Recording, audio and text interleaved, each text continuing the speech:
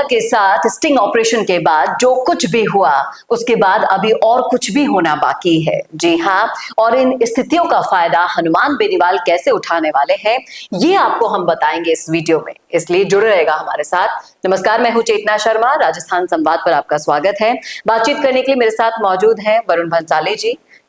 Varun sir, क्या कहते हैं आप कि जिस तरह से स्टिंग ऑपरेशन हुआ है अभी तक उसका कोई फैसला नहीं हुआ है कि डांगा गलत थे नहीं थे, लेकिन उस चीजों का फायदा बेनीवाल कैसे उठाने वाले हैं आगे आने वाले कुछ समय में? देखिए, इस बात को हमें समझना होगा कि चाहे डांगा को सजा हो या ना हो, चाहे उनकी विधायकी जाए या ना जाए, जो पब्लिक ने देखा है, जो पब्लिक ने समझा है स्टिंग ऑपरेशन के जरिए, उससे एक बात क्लियर हो गई है कि दोनों ही कंडीशंस में किसी को सबसे ज्यादा फायदा होगा तो हनुमान बेनीवाल को होगा। क्योंकि कहीं ना कहीं आप इस बात को समझिए कि हुआ क्या था। अगर इस बात को समझें तो हमें एक बात बहुत क्लियरली समझ में आएगी कि लोगों ने कनिका बेनीवाल को, यानी कि जो हनुमान बेनीवाल की पत्नी थी, उनको नकार दिया, हरा दिया और डांगा को जिता दिया।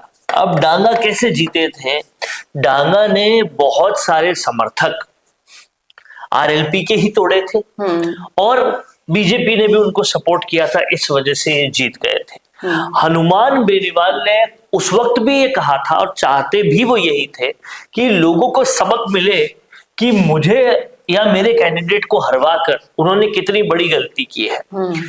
इसके मैसेजेस वो लगातार देते रहे, चाहे कोई भी धरना हो, प्रदर्शन हो, जनता की कोई भी पीड़ा हो, वो वही हरते थे। तो लोगों को लगा काम तो ये कर रहे हैं, हमने दूसरे को क्यों जिताया। लेकिन उसके बाद जब डांगा पकड़े गए, स्टिंग सामने आ गया, तो वो जो चाहते थे कि लोगों को अपनी गलती का एहसास हो, लोगों को हुआ कि ये तो रिश्वतखोरी कर रहे हैं, इनको हमने जिता के गलत कर दिया।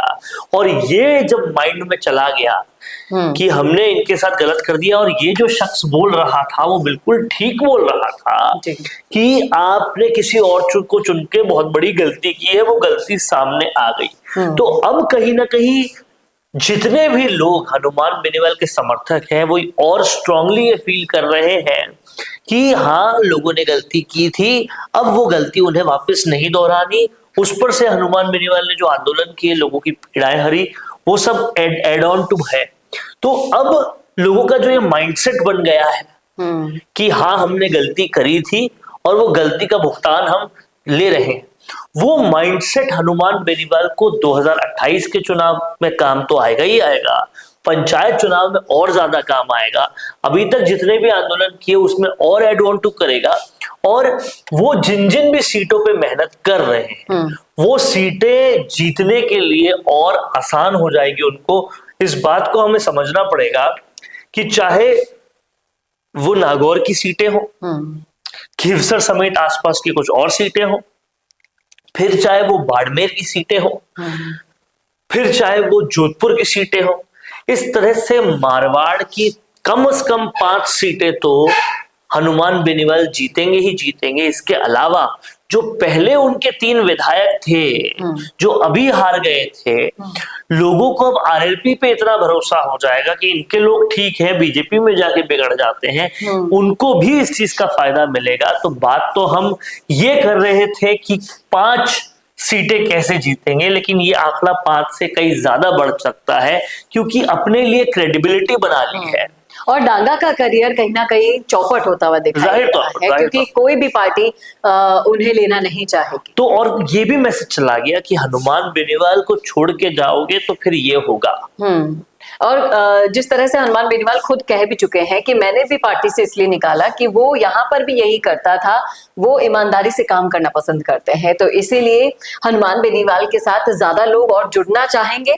और डांगा की बात करें तो उनका करियर तो चौपट हो रहा है ही, लेकिन सोचने वाली बात ये भी है कि जिस तरह से अभी हाल ही में मैंने भी एक वीडियो बनाया कि बेनीवाल के सामने कोई भी खड़ा होता है चुनाव में, नहीं होता है, उसका करियर चौपट हो जाता है, फिर चाहे से वो ज्योति मिर्धा हो, डांगा हो या फिर कोई और नेता हो।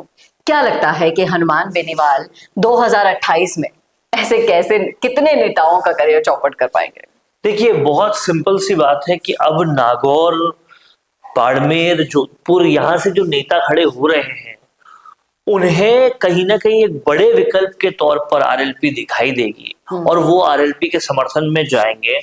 टिकट मांगने वाले भी आरएलपी के पास ज्यादा आएंगे क्योंकि आरएलपी ने अपनी क्रेडिबिलिटी बनाई है।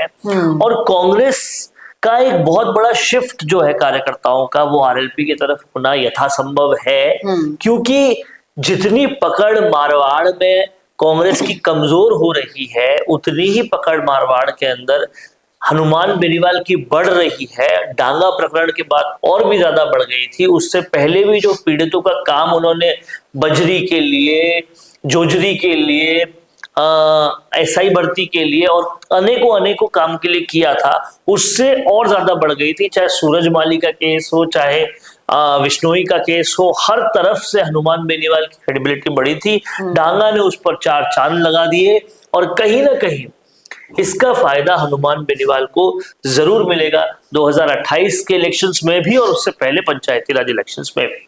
क्या कहना है आपका इस मुद्दे पर, रखिएगा राय जरूर कमेंट बॉक्स में। कैसा लगा वीडियो बताना ना भूलिएगा, शेयर करना ना भूलिएगा ज्यादा से ज्यादा अपने सोशल मीडिया प्लेटफॉर्म्स पर, और ऐसे वीडियोस के लिए देखते रहिए राजस्थान संवाद। नमस्कार।